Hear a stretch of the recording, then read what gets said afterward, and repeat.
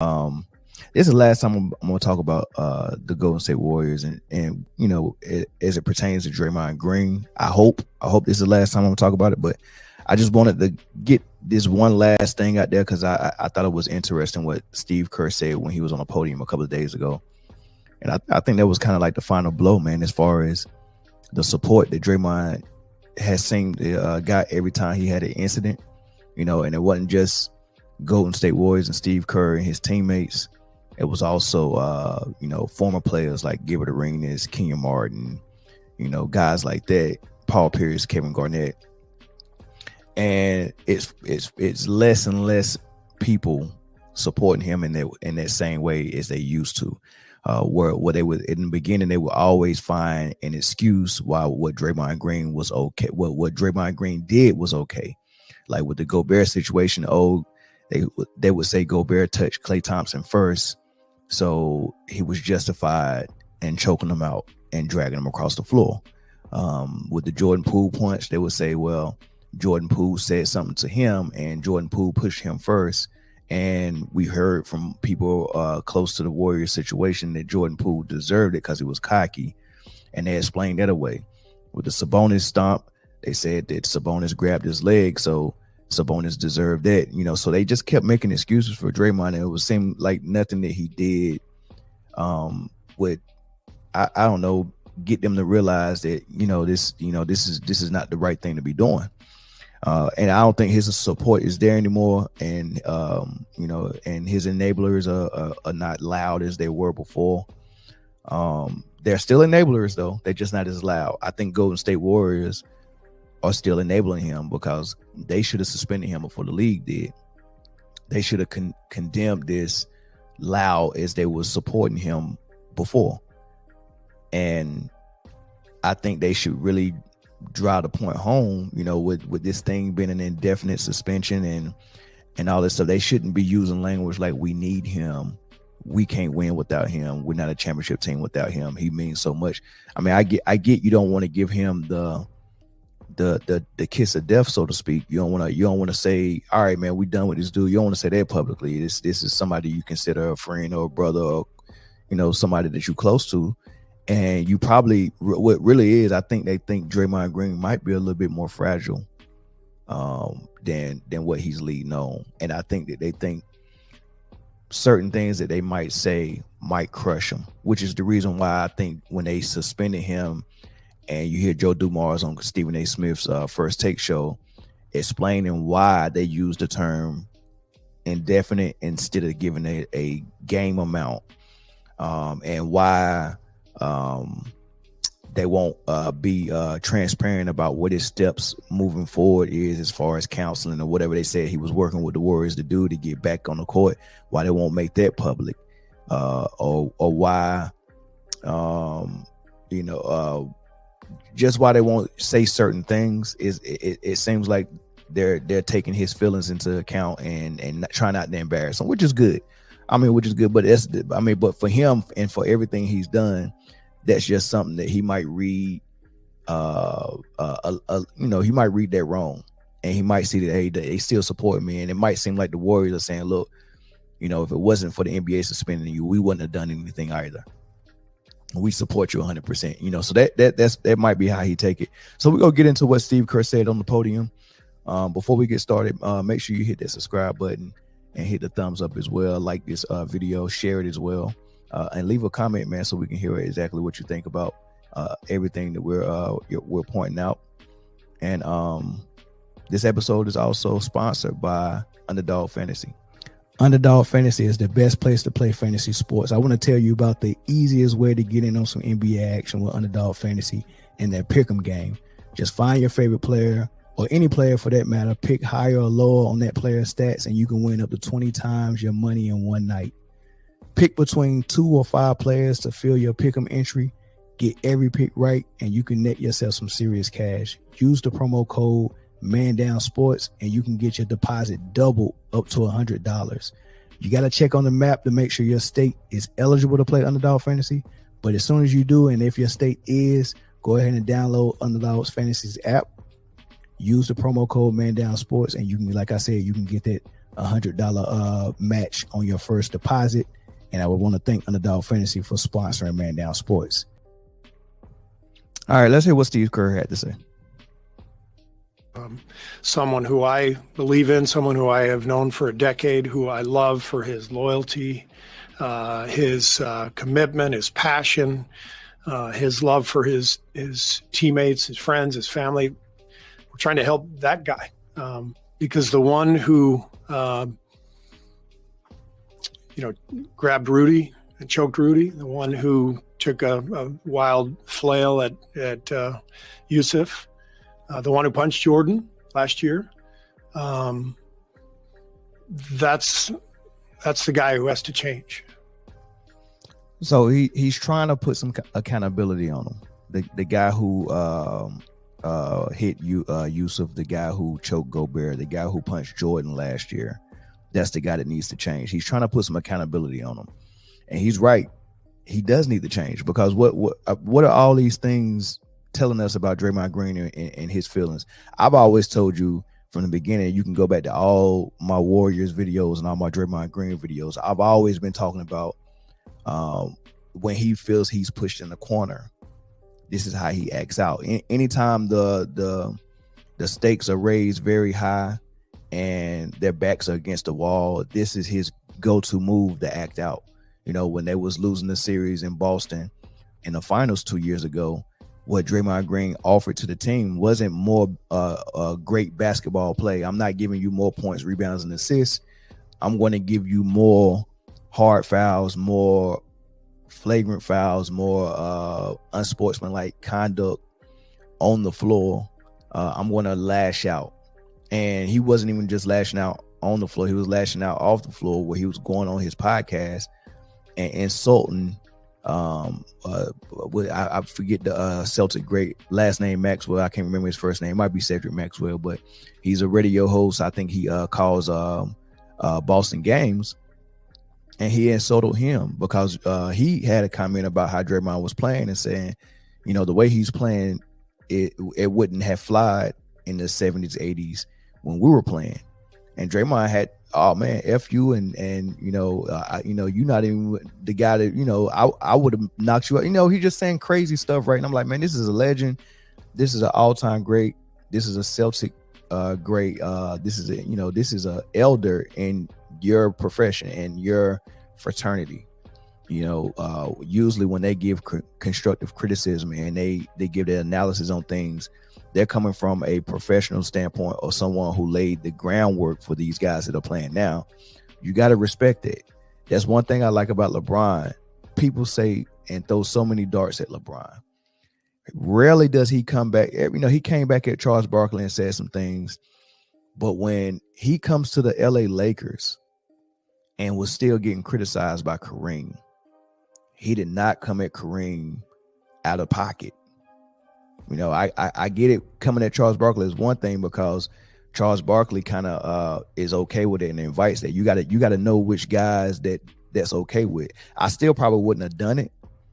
Being that was Charles Barkley, I probably would have took the constructive criticism. But sometimes Charles Barkley is not even constructive criticism. It's just sometimes it does seem a little bit like jealousy. But so I get that part. But my point is LeBron. He don't come with disrespect. So the way Draymond lashes out is hilarious with me. And like I said, I've always said that, look, man, when his back's against the wall, he's going to do that. Example number one, with the Boston series, right? Example number two, you go back further with the Kevin Durant situation at the Clippers game when he called him out his name and lashed out at him. I keep telling everybody that was a contract year for them. For both of them, Kevin Durant and Draymond. And Draymond's contract was dependent on what Kevin Durant was going to do. They wasn't really negotiating with Draymond and his agent yet because they was trying to figure out what Kevin Durant was going to do. How do I know this? You got to listen to the conversation that they had on the Et Cetera's podcast that KD had on his podcast. And then when KD went on Draymond's podcast, that conversation. And you just gotta pay attention. Like that's what was going on. So I think he was already on high he was high strung and on edge because that year was so important to them. That was, it was Kevin Durant's final year. That was on a title run. And like I said, coming off of 2 straight championships where you look unbeatable in the finals against LeBron and the Cavs, and you still got the second best at worst best player in the league in Kevin Durant, probably the first best, just depending on where you had him, LeBron at that time, and you look unbeatable again. Why would Draymond Green be so on edge in that season? They weren't losing. He wasn't playing bad. Nobody else was playing bad. The team was playing good. What only other factor could it be for Draymond to be so on edge, right? And it was because his money was riding on it. His money, his legacy. I think this would have been his first max contract.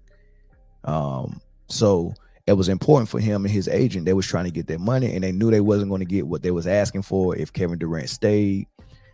And I don't think that was the real issue. It was the fact that Kevin Durant wasn't letting the team know what he wanted to do, which was holding up Draymond Green's opportunity to get his deal done. So he was already frustrated with that. So that happened to Kevin Durant, and he pushed Kevin Durant away. And then same thing, they're coming off another championship run when they beat Boston. And in the training camp, he's on edge again. So much so that he was beefing with Jordan Poole, and that led up to Jordan Poole getting knocked out. What was going on that year? Well, he already had a reputation. He already had a max contract on his belt. He's already been an all-star defensive player of the year. He's already got the reputation of being a great player. His podcast is doing good, right? All of this stuff is going on. So why was he such on edge in training camp? Well, that he was that snappy where he would knock somebody out that was his teammate. It wasn't his contract year, but it was Jordan Poole's contract year, and Jordan Poole knew he was about to get the bag. How do I know they knew they was gonna get the bag? Because at the championship locker room when they was popping champagne, all the players that played great for Golden State, Wiggins, Poole, Gary Payton Jr. I would add Otto Porter Jr. He played great as well, but they just didn't bring him back. But Poole, Wiggins, Gary Payton Jr. all popping champagne with each other. Their own little trio popping champagne with each other. And remember the clip where he looked at each other and said, "You about to get a bag." He said, "No, you about to get a bag." Y'all remember that one? They knew it, and everybody else knew it. Right, so they come into the training camp. Jordan Poole, no, I just outplayed almost everybody except Steph and Wiggins. Like the best 3 players on the team was Steph, Wiggins, and Jordan Poole. What does that say for Draymond Green and Klay Thompson? That say, hey, look, man, y'all got y'all contracts coming up, but these kids about to get the bag, and they did. Wiggins got paid. They let Gary Payton Jr. go. Because they didn't want to pay him. They let him go to Portland, but they paid Jordan Poole. So Poole gets paid, Wiggins gets paid, and now the writing is on the wall. And this is the words coming out of Draymond Green's mouth on his podcast. He said the writing's on the wall. I don't know what my future looks like, but the writing is on the wall. Klay and Draymond look like they might be out, right? So they're on edge. And then what made it worse is Jordan Poole was actually bragging about it, according to some people that's close to Draymond Green. And by that, I mean Colin Cowherd. Cowherd went on his show several times saying, Jordan Poole deserved this. Give Draymond the money. He deserves it. He's an enforcer. Every nightclub needs a bouncer. And, those are his words. Jordan Poole's cocky. He deserved this. He bragged about his contract. This is coming out of Cowherd's mouth, who's a business partner with Draymond, who's always was a Draymond apologetic, especially after they became business partners. So he's the mouthpiece of Draymond. He keeps saying someone close to Steve Kerr told him this information. I'm trying to figure out who that is. Is that somebody on the coaching staff, or is it the person that you got a business contract with? It's Draymond Green feeding you this negativity about Jordan Poole, right? So that was my thought, but I want you to take all those instances in account when you're thinking about him lashing out and doing these things that he's doing, this unsportsmanlike stuff, and think about the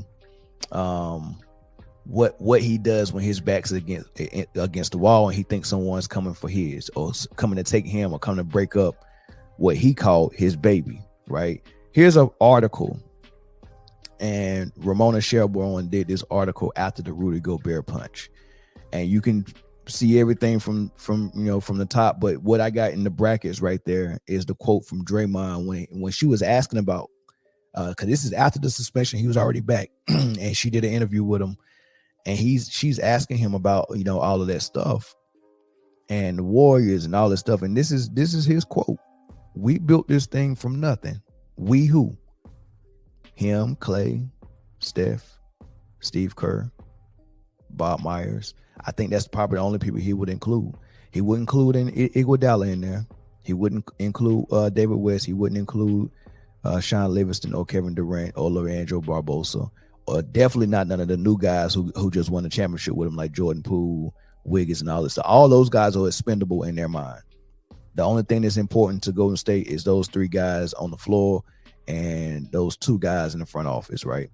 We built this thing from nothing. It's our baby. Smooth words, right? Really important words to think about. Look how much he thinks about this thing. It's his baby. Anytime somebody say this is my baby, this near and dear to their heart, right?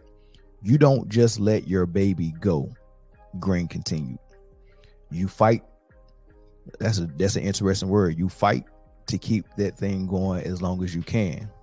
One of the main ingredients in keeping that is respect. The moment you lose respect, the fight is over. That's real interesting choice of words. My baby, you fight to keep it and all this stuff, right?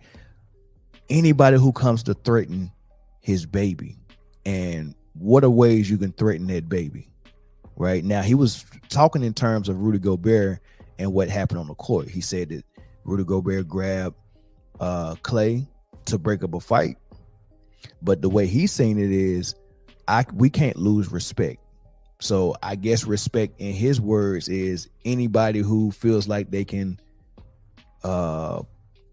play rough with us or push us around, or somebody who gets in our face, we lose respect. So so basically he's telling you I had to act. He wasn't acting because Rudy Gobert grabbed Clay to break up a fight. He was already on edge, but by the audacity for McDaniels of the Timberwolves to even get in Clay's face and talk trash.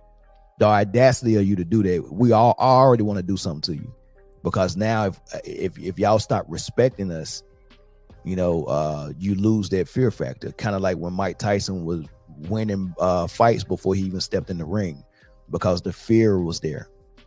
The fear of Mike Tyson was there. They say most of his fights was won before the bell even rung. Right. So, but once Buster Douglas knocked him out, that fear kind of left, maybe even the respect. Once someone like Mike Tyson loses that fear factor and people start to believe they can beat you, you stop beating them mentally before the whistle blows. Right. So I think that Draymond might be speaking of, if we lose that respect, it's over. So I got to fight to keep that respect. So he's really honestly being transparent about what was going through his mind when he choked Rudy Gobert. What he said on the podium as far as he touched my teammate and I thought he was in danger is a lie. This was about regaining or maintaining the respect and the fear that you felt like the Warriors had in that title runs, right? Because he just admitted it right there, right? He just admitted it. And then he said it's our baby. We built it from nothing, and you just don't let that go easy. So he's letting you know he feel like it's slipping away. This Golden State Warriors thing is slipping away. My baby is slipping away. And every time he feel like it's slipping away, he starts to act like this. And I just gave you the examples of when he thought it was slipping away. He thought it was slipping away when they was about to choose Kevin Durant over him. And that's why he had to let him know, we won without you. We don't need you. Because he really feels like this is our baby. This is me, Steph, and Clay's baby. We just inviting y'all in. This is our thing. Y'all didn't help us build this. Off one championship. He told Kevin Durant that off one championship. We don't need you. We won without you. This is our baby. Right? Kevin Durant got them 2 more, almost a third. But nah, this is our baby. I'm more important. The core 3 is more important than anything. And since I'm part of the core 3, I'm more important than anybody. It ain't matter who came to the team. He would have told LeBron that. Right? So this is our baby. Right? Jordan Poole, another person who came to threaten it. If you choose and give Jordan Poole that contract, and then you move forward with the new youngsters, we let that thing slip away. Our baby is slipping away. So he was violent toward Jordan Poole. That in this season, them not playing well, them going through last season looking like crap, and not being able to get to their goal, and then it looked like the same thing again this season. And now he feels it slipping away again. Our baby is slipping away. And you don't let that slip away easily. You fight for it. And this is what he's doing. He's fighting for it. He's fighting to keep something that's his baby. He's honestly telling you exactly what is going on in his mind. This is what it is. When his back's against the wall and he thinks someone's coming to take his baby, he fights for it. That's exactly what he said. Y'all let me know what y'all think in the comment section, and I'll catch y'all on the next episode.